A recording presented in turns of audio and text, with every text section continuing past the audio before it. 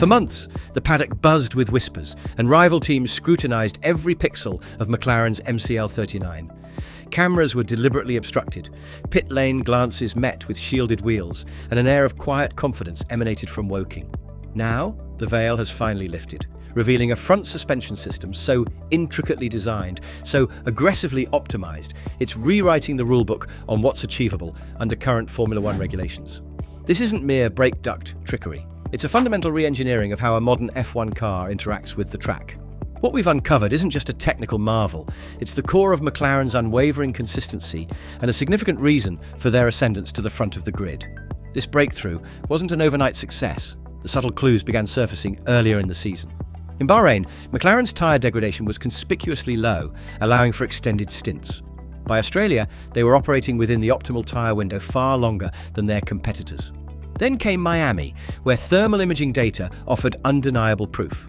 The MCL39 maintained its pace with an almost unsettling stability, even in punishing 50°C track temperatures. Red Bull, a team that has built an empire on superior tyre management, was left scratching its head, observing unusually cool brake ducts and a baffling resistance to thermal degradation. They protested twice, first in Miami and again later in the season. The FIA's investigations yielded nothing illegal. No active cooling, no complex fluid redistribution. Simply ingenious airflow geometry and design. This brings us to the critical revelation, the meticulously hidden front suspension. The true genius lies in McLaren's aggressive interpretation of anti-dive geometry, an engineering concept pivotal to stabilizing the aerodynamic platform of a ground effect car. Since the radical 2022 regulations, every team has wrestled with maintaining a consistent ride height to maximize the underfloor's downforce generation. Any unwanted pitch or dive fundamentally compromises airflow and, by extension, performance. This battle for platform stability quietly made suspension design the most critical engineering frontier in Formula One. While Adrian Newey's focus on anti-dive and anti-squat was a cornerstone of Red Bull's early dominance with the RB18, McLaren has taken this principle to an unprecedented extreme in 2025.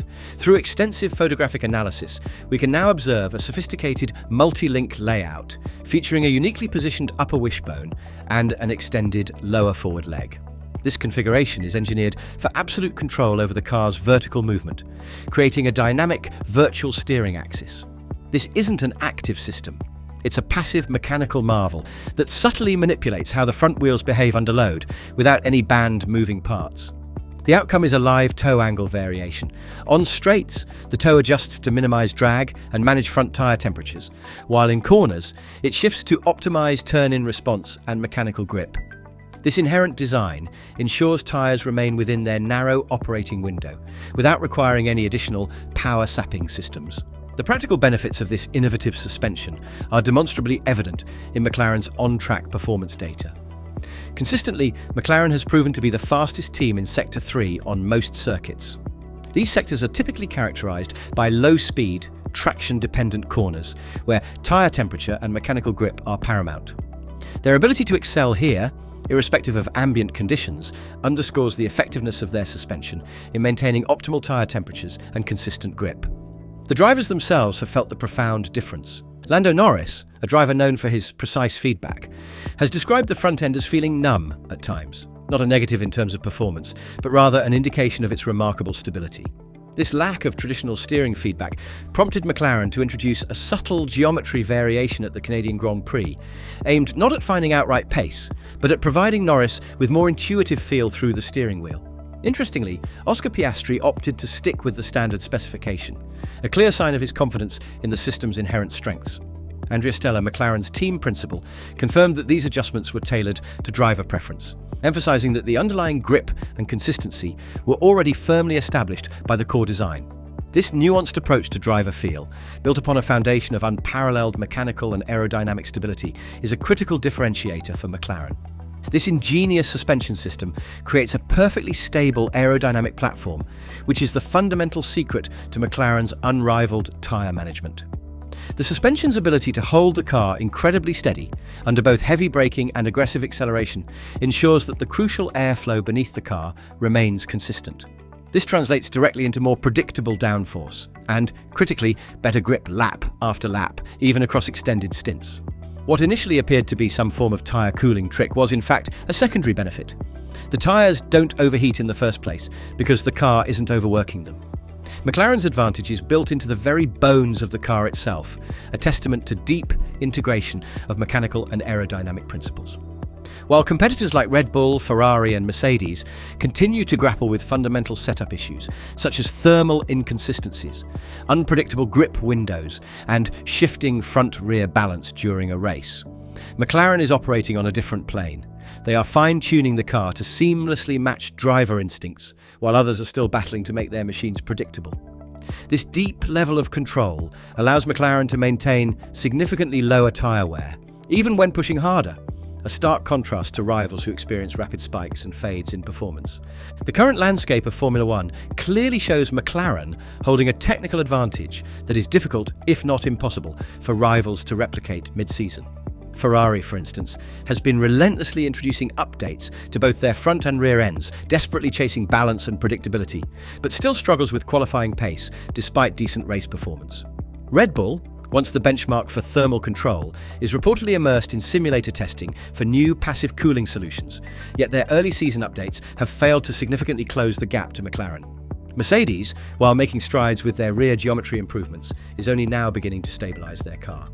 McLaren's suspension system, however, delivers consistent performance across a full spectrum of conditions, hot or cold, rear-limited or front-limited tracks. While it may not grant them absolute raw top-speed dominance, it ensures a repeatable, consistent racing package. This full-spectrum performance, mechanical grip, aerodynamic balance and thermal efficiency is a holistic approach that has left the rest of the grid scrambling. The repercussions of McLaren's suspension innovation are already shaping the future of Formula One. This level of integrated packaging and optimization simply cannot be bolted on mid-season. It demands months of intensive design work and, in many cases, a complete shift in a car's philosophical approach. This realization has led many rival teams to focus their efforts on the looming 2026 technical regulations, with the expectation that every competitor will adopt and adapt McLaren's front suspension concept. It has proven undeniably effective and is now impossible to overlook. The era of McLaren's initial secrecy, the strategically shielded wheels, the closed-up pit boxes, the stringent camera control, has effectively ended. The entire paddock now understands the core of their design advantage. While it's too late for competitors to fully replicate this for the remainder of the current season, it certainly won't remain a unique feature forever. Perhaps the most telling sign of McLaren's significant advantage, and the FIA's acknowledgement of its potential, came with the recent amendments to the 2026 technical regulations. In a move that went largely unnoticed by casual observers, the World Motorsport Council explicitly banned any device, system or procedure that heats, cools or maintains the temperature of wheels, brakes or hubs. This closes a loophole that many suspected McLaren might be operating within, even if their current design is deemed legal. Furthermore, the updated regulations now mandate that suspension fairings must be internally sealed to prevent any internal airflow, clearly anticipating a wave of McLaren-inspired technical interpretations in the next regulation cycle. Crucially, none of these changes are retroactive. McLaren is not being accused of any wrongdoing or punished. However, the message is unmistakably clear. Their current technical lead, particularly in tyre management, will not persist indefinitely. This gives the Woking-based squad a precious window. With what appears to be the most consistent car on the grid, unparalleled tyre control, and two highly motivated young drivers, McLaren holds a distinct technical edge, where gains are measured in fractions of a percent. Even George Russell admitted that most teams struggle to manage front tyre temperatures without compromising overall race pace, a challenge McLaren has seemingly overcome on every lap, at every track, with every compound.